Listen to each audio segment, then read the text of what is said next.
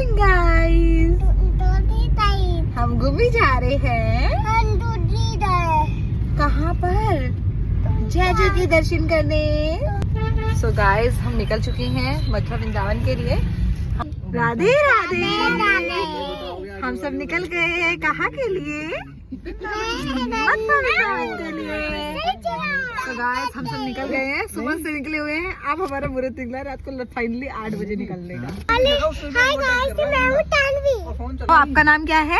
कान्हा। निकलते ही मिल चुके हैं हमें इतना ट्रैफिक। भगवान भी हमारी अच्छे से परीक्षा ले रहे हैं आज। ये देखो गाइस, हम गोवर्धन की परिक्रमा कर रहे हैं। ये सब लोग पैक होके तैयार बैठे हैं बिल्कुल। हेलो हेलो करते हैं और नीतू बैठे हैं। सो गाइस, यहाँ लगभग रात के 1 बजे हमने गोवर्धन की परिक्रमा की, जो कि हमने ऑटो से की क्योंकि हमारे पास 2 बच्चे थे छोटे, तो हम पैदल नहीं जा सकते थे ठंड के कारण। तो हमने परिक्रमा की। जैसे कि आपने देखा, हमने सुबह मॉर्निंग में व्लॉग स्टार्ट किया था, बट हमें शाम हो गई थी। वो इस कारण क्योंकि इनके पास ऑफिस में कुछ ज़्यादा ही काम था, जिसके कारण हम इनके फ्रेंड के घर रुके। फिर हमें केबल कार तो मिली नहीं, तो हमने पैदल ही दौड़ लगाई ऊपर, क्योंकि हम 1:30 बजे के आसपास काफ़ी बुरे जाम में फंसे थे। हमें लग रहा था आज हमें शाम को ही दर्शन होंगे, सुबह का हम दर्शन नहीं हो पाएंगे। बट माता रानी की कृपा से हम टाइम पे मंदिर पहुँच गए। लोगों ने कहा कि कपाट बंद हो चुके हैं, बट फिर भी हम गए अंदर, और भगवान की कृपा से हमें भीड़ में इतनी बुरी हालत हो रखी थी, बट बहुत प्यारे दर्शन हुए, बहुत अच्छे दर्शन हो गए। उसके बाद किट्टू का गुजिया बंदर ने फिर से चुरा ली, तो किट्टू वहाँ रोने में लगा था, मेरी चीज़ी ले गया बंदर, मेरी चीज़ी ले गया। लेकिन हमने काफ़ी इंजॉय। क्या चाहिए आपको? पिल्लू अभी मिलेगा आपको। आप किसके दर्शन करके आए हो? राधा रानी के। पिल्लू चाहिए। गाइस, हम आ गए हैं दर्शन करके। भाभी कैसा लगा? बहुत अच्छा। कितने धक्के खाए? पूछो ना कितने झूले मिले? हाँ। फिर मंदिर से नीचे आते हुए सब लोग काफ़ी खुश थे, क्योंकि सबको काफ़ी बहुत अच्छे दर्शन हो गए थे। तो फिर हम सब ने काफ़ी एंजॉय किया कि भाई लोग आपस में मज़े ले रहे थे, मस्तियाँ कर रहे थे। फिर हमने यहाँ पे कुछ फ़ोटोज़ वगैरह करवाई। देन उसके बाद हम खाने के लिए गए। खाने के लिए एक भी होटल, रिजोर्ट, ढाबा कुछ भी खाली नहीं था भाई।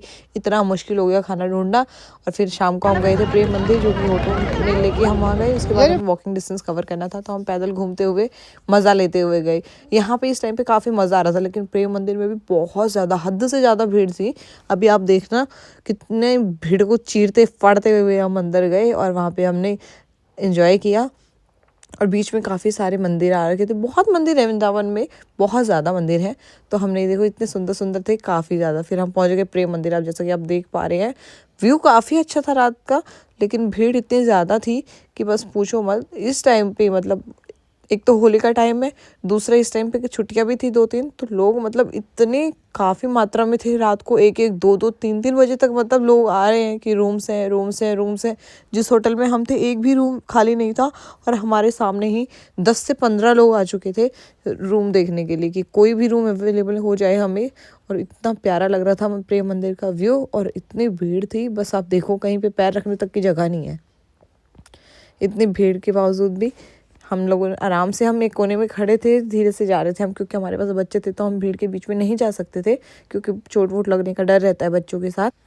फिर थोड़ा टाइम यहीं पे प्रेम मंदिर में एंजॉय करने के बाद हम लोग रूम पे गए थे। रूम पे जाने के लिए भी कोई भी ऑटो नहीं मिल रहा था, और 4 कदम के लिए वो 500 से नीचे बात ही नहीं कर रहे थे। मतलब स्टार्टिंग रेट ही 500 था।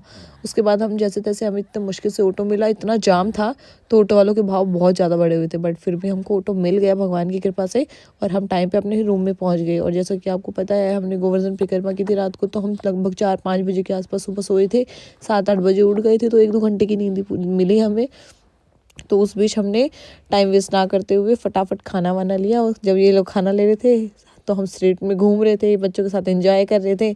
हमारा डिनर पैक हो रहा था, तो हमें सिटिंग वहाँ पे मिली ही नहीं कि हम वहाँ कर सकते, इसलिए हमने फिर पैक करवाया, और फिर हम अपने रूम में चले गए।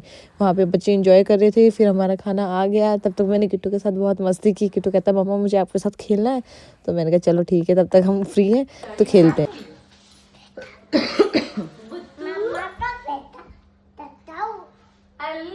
क्या कह रहा है? मम्मा को परेशान करता हूँ।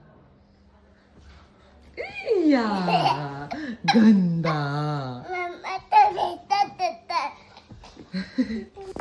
26 तारीख की सुबह हम गए थे देवकीनंदन महाराज जी के आश्रम में। वहाँ पे राधा रानी का इतना प्यारा श्रृंगार किया हुआ था कि बस नज़र ही नहीं हट रही थी।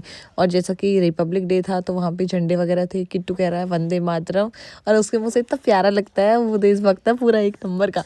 जय श्री राम, जय राधे, जय वंदे मातरम करके झंडा फहरा रहा था। फिर हम गए थे चार धाम की तो मतलब वाइब ही अलग है भाई। इतना प्यारा मंदिर है, इतना सुंदर है। शिव जी की, माता रानी की इतनी प्यारी मूर्ति, ऐसे लग रहा है जैसे रियल माता रानी वहाँ पे बैठी होंगी, इतने सुंदर। फिर हम लोगों ने वहाँ फोटोशूट करवाया।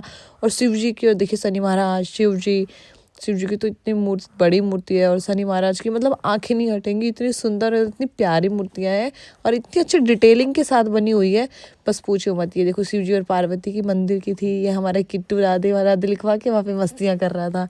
फिर एंजॉय करने के बाद हम लोग वहाँ से निकल गए थे दिल्ली के लिए।